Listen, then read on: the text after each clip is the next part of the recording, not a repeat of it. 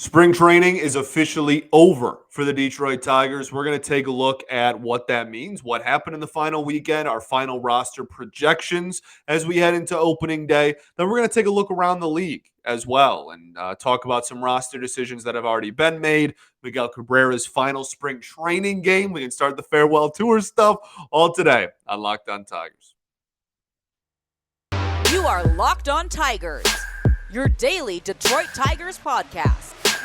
Part of the Locked On Podcast Network, your team every day.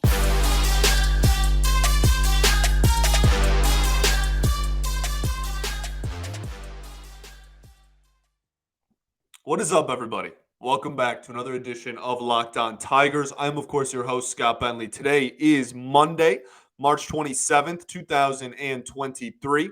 Thank you for making Locked On Tigers your first listen every single day. We are free and available wherever you get your podcasts, including YouTube, part of the Locked On Podcast Network, your team every single day. Today's episode is brought to you by the Ultimate Baseball GM. If you've ever dreamed of becoming an MLB GM and managing your baseball franchise, then this is definitely the game for you. To download the game, just visit ultimatebaseballgm.com or look it up in the App Store. Our listeners get a 100% free boost to their franchise when using promo code LOCKEDON in all caps in the game. Okay, we're back, baby. We are back. Heck of a weekend, very eventful weekend for your Detroit Tigers, and that's what's going to make this episode fun to talk about. Let's just get right to it, man. Let's talk turkey. Like this, there's no more spring training games. That's it. And the management and the front office both admitted that they are going to take their time with this decision. And if you're wondering why, it's because we literally play in Tampa opening weekend. So they don't have to rush and figure out which crew is going to come north, right? Like, oh, you know, what 26 dudes are going to fly back to Detroit with us. Like, that's not an immediate decision. Like, they do have to have a 26-man roster. They can't just carry the spring training roster into Thursday, but they can afford to wait a couple of days. They can kind of push that a little bit because there's really no travel plans. Everyone's going to be there anyway. So, and it's not like the minor league season starts as early as the MLB season. So they really do just have nothing but time, and they're going to utilize it. So by the time you're listening to this, they maybe have still not made a decision. I mean, heck, we could get into Tuesday, and that could be around when the decision is made, right? Like it might not even happen on Monday. So we'll see. We'll see what happens. But for now, all we have is the results of the weekend games, and we have, I can give you my final roster projection. That's what we'll discuss today. And then, like I said in the cold open, we'll take a look at some other noteworthy roster decisions that have been made around the game of baseball as well, two in particular. Let's start with the Detroit Tigers, though. So we're going to continue doing this how we have all spring, okay? And I'm just going to give it to you straight. And I know that I already know that there's some disagreement on some of my picks here, but this would be my 26-man roster rolling into Thursday, okay? So the locks have not changed. That's why they're the locks, right? So you have Miggy, Matt Vierling, Austin Meadows, Riley Green, Spencer Torkelson, Nick Maton, Javi Baez, Eric Haas, Jake Rogers, Erod, Matt Boyd, Spencer Turnbull, Alex Lang, Jason Foley, Mason Englert, and Jose Cisnero. That is 16 names that are locks. Now, the only person that was a lock before the first time we had this conversation, I guess a couple of weeks ago when we did roster projection version 1, was Michael Lorenzen. It is important to note that it is officially official that Michael Lorenzen will start off the season on the IL. Now, it does not seem to be a long-term thing. They are not making it sound like he's going to be on the IL for like a month or anything like that. It sounds like it's really just the first time through, maybe the first two times through the rotation. So you're talking, a week and a half in. Hopefully he's healthy again. But he will start the season on the IL, and that's very, very important for our roster projections. We'll get into that later. And then the other person starting off the season on the IL, which is a big deal for the utility infield battle, is Tyler Nevin. And Hinch, I believe, said that if everything goes according to plan with Nevin, then he will be making a rehab start like right when the minor league season kind of begins, or well, major league season as well. Keep him down in Lakeland, play simulated games and whatnot. But I think the plan is for him to start off the season playing in or making a rehab assignment rather. So we'll keep an eye on that as well and see. I don't know if he's healthy again. Does he immediately get a roster spot? I don't know how that's going to work exactly, but those two players starting off the season on the IL, considering like how injury prone some spring trainings can be as a whole, and looking around in other organizations' injured lists, I think we got off pretty solid here. Like, this is obviously you want Lorenzen. That's one of your free agent acquisitions. You want him to play the whole season. But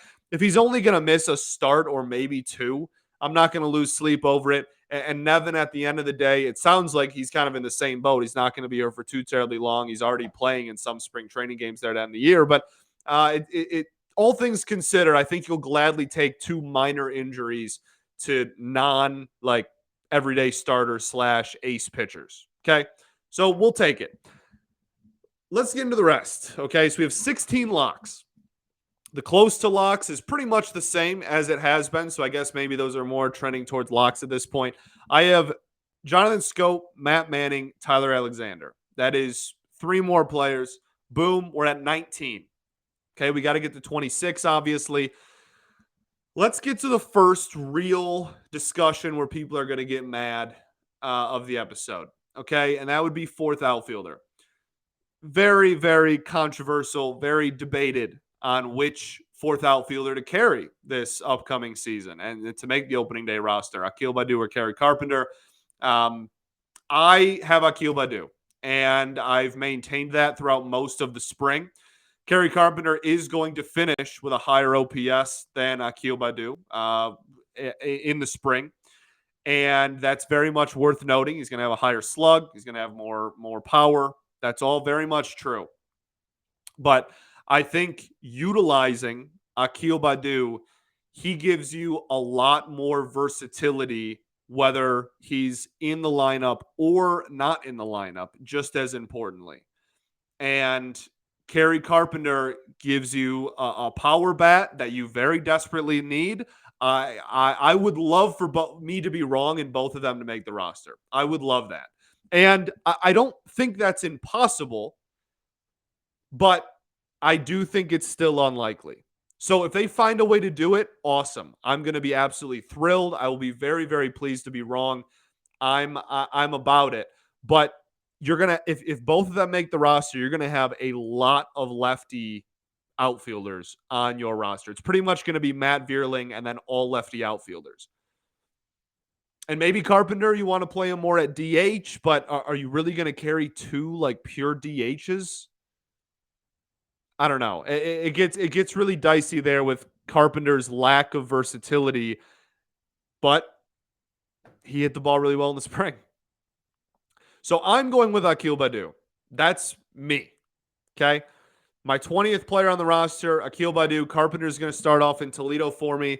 And then very early on, like Kerry Carpenter is probably still going to get a lot of plate appearances and a very legitimate look at the Major League roster this season.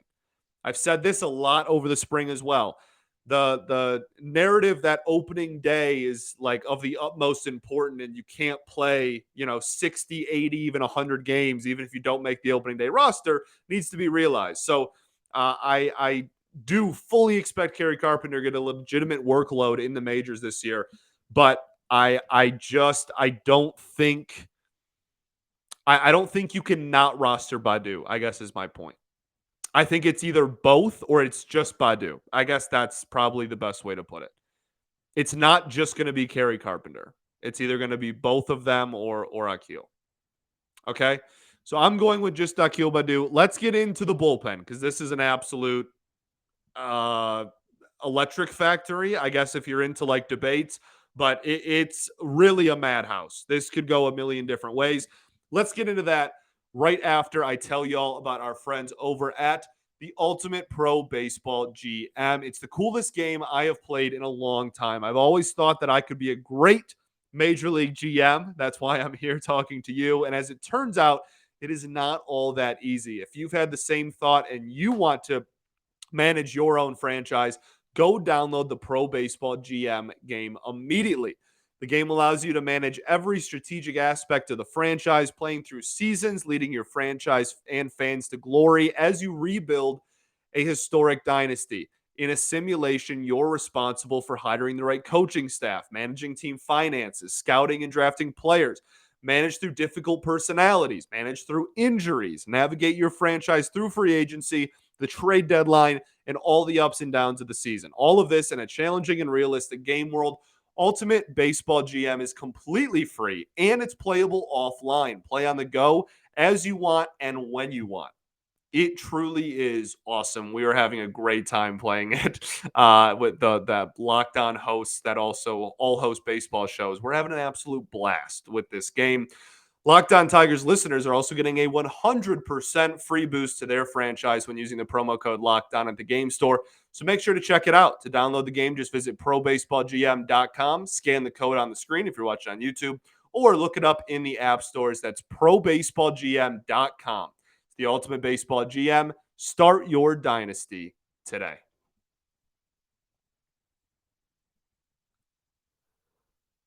All right, everybody. Welcome back here. Segment 2. That's what segment we're on of Locked On Tigers. I appreciate y'all for tuning in as always. So let's get down to business here. Let's get to the bullpen because this is really an insane conversation. Okay. This is like the bullpen and the utility infield jobs to me are clearly like cut and dry, the two biggest question marks going into opening day.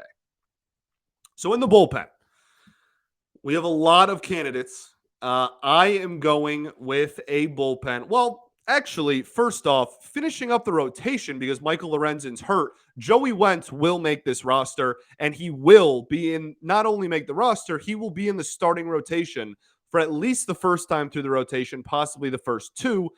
And then when Lorenzen gets back, then you have another decision to make. But to start off the season, Joey Wentz, book it, number 21. He will 100% be on this roster. Okay? After that, Garrett Hill. Very much. Very much. We'll get to Garrett Hill last. Chasen Shreve and Trey Winginter. Boom, boom, both on this roster. Very, very confident in that. Okay? So that gives you 6, going back to the 4 that are locks. 7 with Tyler Alexander. So this is where it gets a little dicey. 8-man bullpen.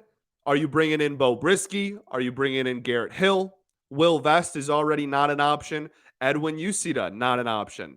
Alex Faedo, not an option. Miguel Diaz, not an option.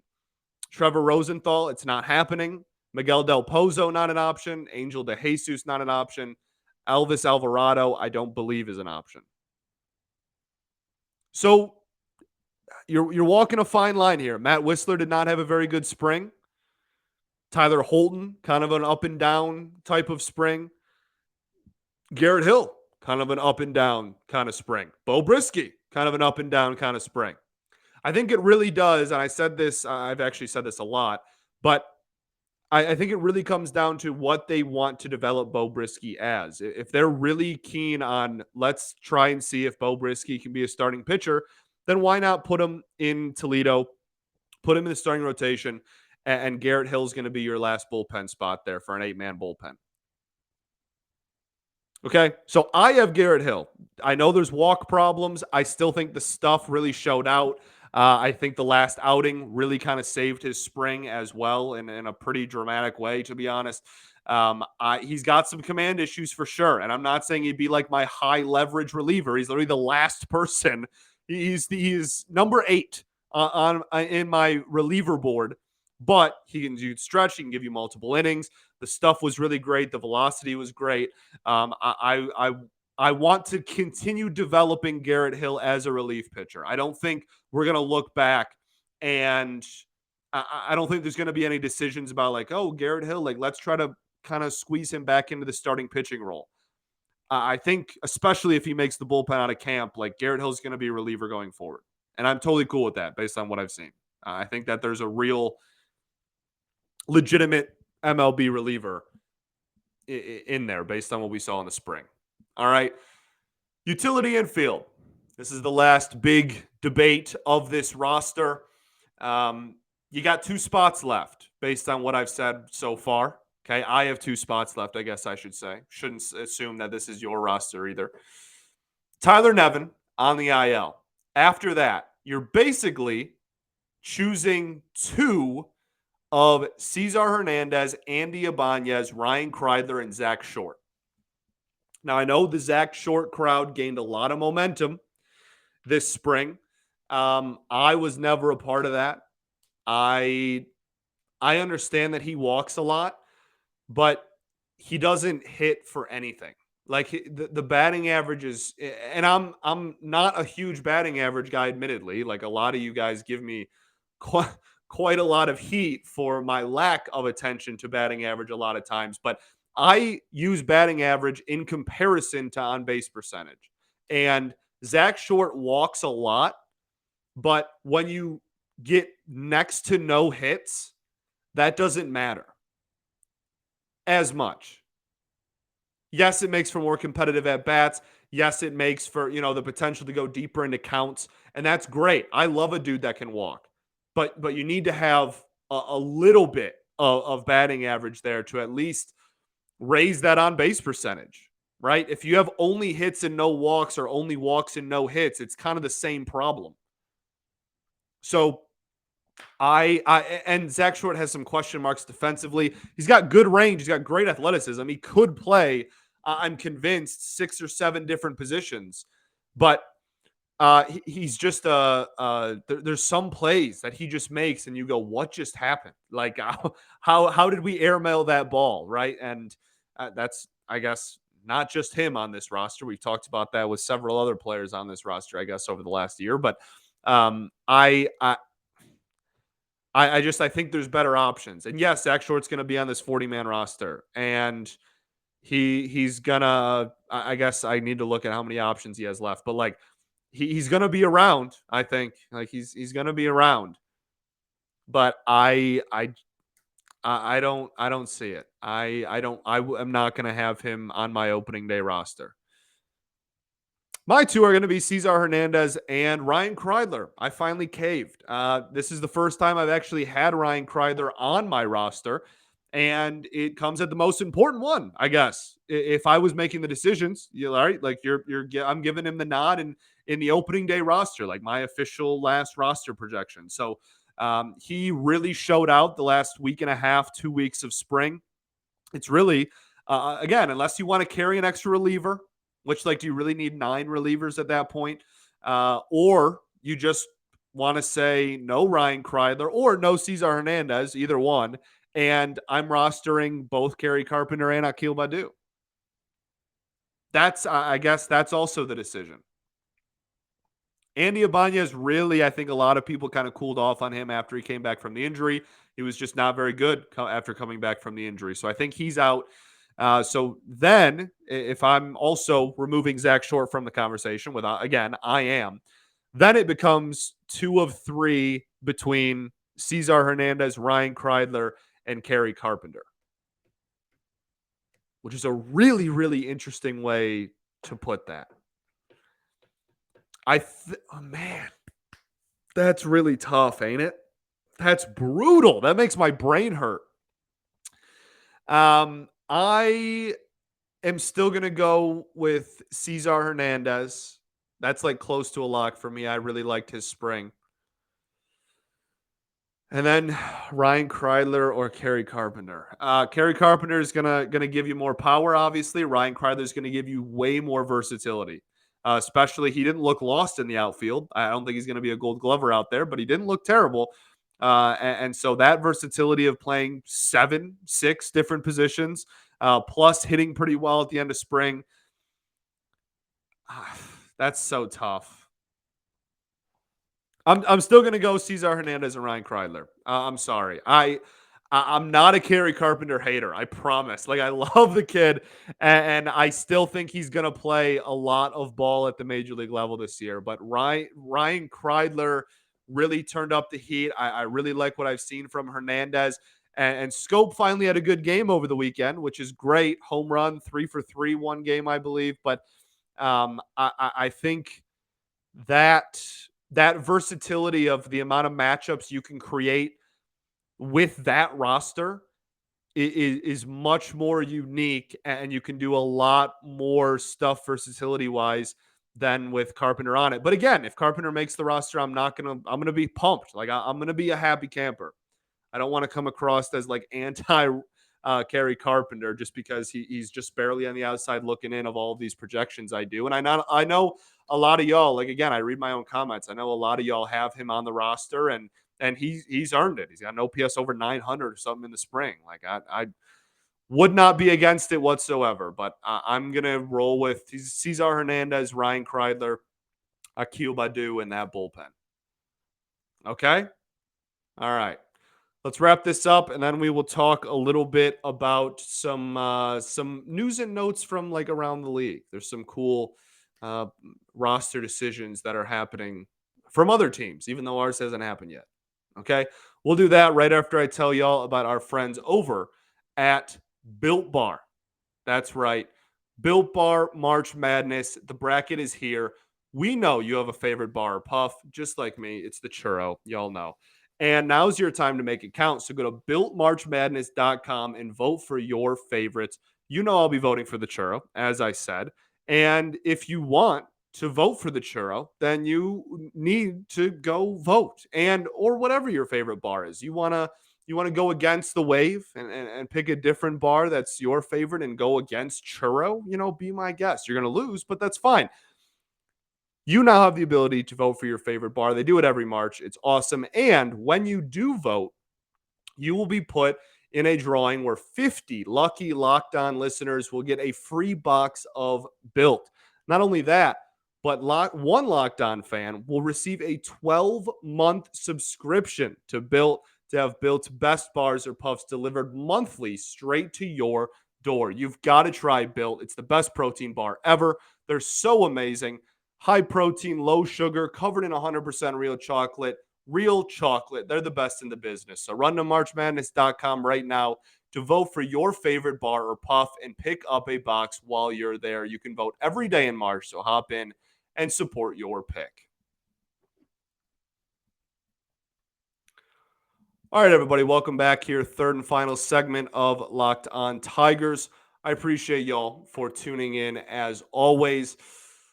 Let's talk about, I think that's everything for the Tigers roster. It's also some beat writers got ahead of it and kind of mentioned this as well. Jason Beck was talking about it, I know, but there are a lot of players that when they don't make rosters, if they're invitees or, not on the 40-man roster, but get an invite to spring or whatnot, there's kind of a small wave of players that then becomes available either in free agency or on waivers. And we've seen how active Scott Harris has been on waivers. I'm not saying it's guaranteed, but given the flexibility, I think, of the bottom of that 26-man roster I just laid out to you, it wouldn't shock me if there was an addition that was made before opening day as well. And even if it's not a major league addition, just getting some more depth and giving someone an opportunity to maybe start off in AAA and play their way onto the 40-man roster at some point. Like that's worth a flyer on as well. So something to keep an eye out there for sure. We'll obviously be talking about it here if it does happen. Harold Castro made the opening day roster for the Colorado Rockies. The dog, respect, big respect.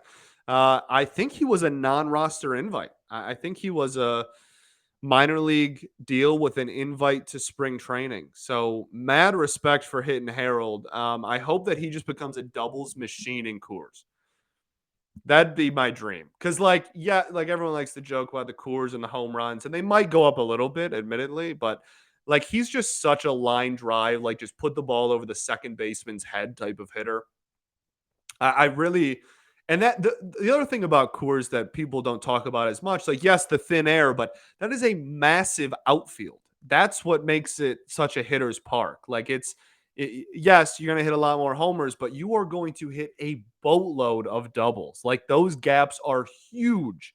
It's such a wide outfield. So I don't know. Maybe hitting Harold just turns into a doubles machine instead of a singles machine. That's kind of my take if he gets some legitimate playing time. So good for Harold. Very, very happy for hitting Harold over in the Rockies. What else? Miguel Cabrera, final spring training game, got a key to the city of Lakeland, which is like kind of funny. I guess he's been going to spring training there for well over a decade, 15 years now. So I guess, but it was like this crazy ceremony, and the key was wild. That's a massive key, and it was all fancy and whatnot. So very happy for Miguel, obviously. But the two biggest things I wanted to point out, not part of the Tigers organization, roster decisions that happened. One, Anthony Volpe of the New York Yankees. That kid is darn good at baseball. And, given the Yankees' current roster configuration, the shortstop is something that they could use, right? Glaber's not a shortstop, and IKF is not really an everyday shortstop for like you could do better. And I think he's going to play some outfield. They got some injuries in the outfield, so I think he might. They put him in left a lot in the spring. IKF, that is. And so I think he might start out there, and that leaves an opening at short that they've really had since Didi left. Am I forgetting someone between now and then? Like obviously Jeter forever, but then like Didi Gregorius had the impossible task of replacing Derek Jeter and was actually like a solid player for a couple of seasons. And then like they thought it was Glaber, but like defensively, that's just no.